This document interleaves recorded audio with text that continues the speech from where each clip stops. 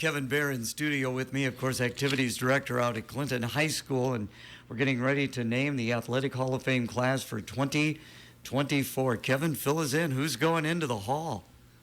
Yeah, good morning, Gary, and thanks for having me in. This year we have two athletes, a coach, and then a team. The two athletes are Greg Ladahoff, and the other athlete would be Phil Callahan. Going in as a coach this year would be Randy Teemer, and then the team is actually the 81 and the 82 cross-country team, as they won state titles back-to-back.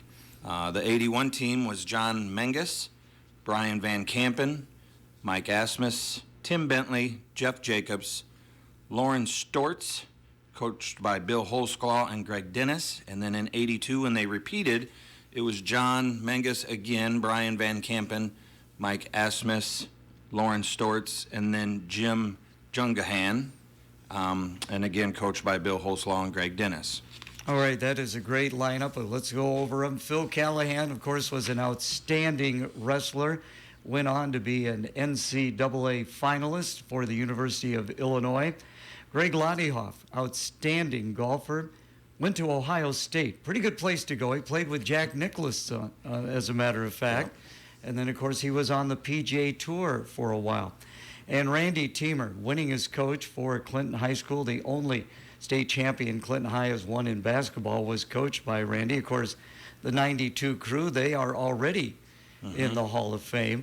And 81-82, that cross-country group. I mean, I tell you what, Coach Holsclaw, he's in the Hall of Fame, of course. Greg Dennis went into the Hall last year. Jim Jungahan, he is already in the Hall of Fame. He was a part of that, as is Jeff Jacobs. Jacobs, of course, went on to run at the University of Illinois.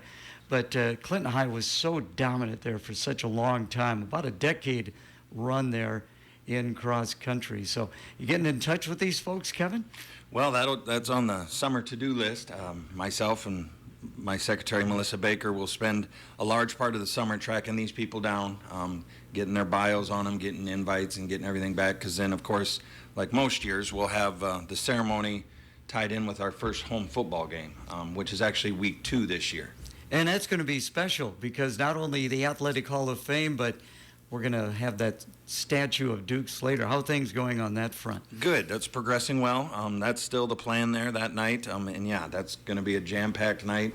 But it's for good reasons, you know, to introduce this 2024 Hall of Fame class and then the Duke Slater ceremony as well. It'll just be a great night. And let's hope it is a great night. Of course, you are a Northeast graduate, so you're starting to learn a little bit more about the history of Clinton High School athletics. What do you think?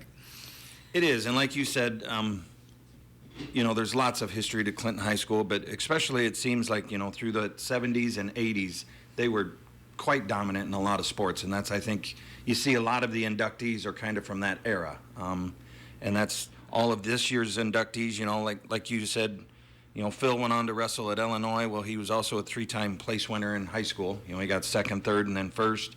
You know, I'm just reading here. Greg went on to Ohio State where he was a 3-time All-American, you know, and then Randy, of course, winning the state championship for us in '92. So, and then with the cross-country team, you had mentioned, and they did, I believe their first state championship was in '76, but it went like 76, 79, then 81, 82, and then possibly again in '84. So that was quite a run they had, but to be able to do it back-to-back in 81, 82, that's quite the accomplishment. So that is great. So people, of course, are going to get an opportunity at the Athletic Hall of Fame. It opens up kind of for the public if they want to come by and see the induction ceremony. Is it going to be at Vernon Cook again?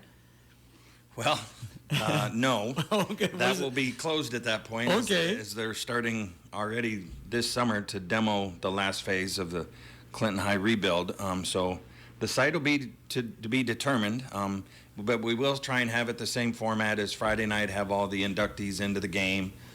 You usually introduce them during the game, and then we like to have a ceremony then Saturday morning and a lunch. But yeah, we're gonna have to figure out what that is. I'm sure you'll take care of that. So, hey, congratulations. Thank you for coming in. That's going to be a great class. It always is. And so you and Melissa get busy contacting these people and see how many of them can show up. Yeah, hopefully the majority of them. Thanks a lot for having me in. No problem. Thank you, Kevin.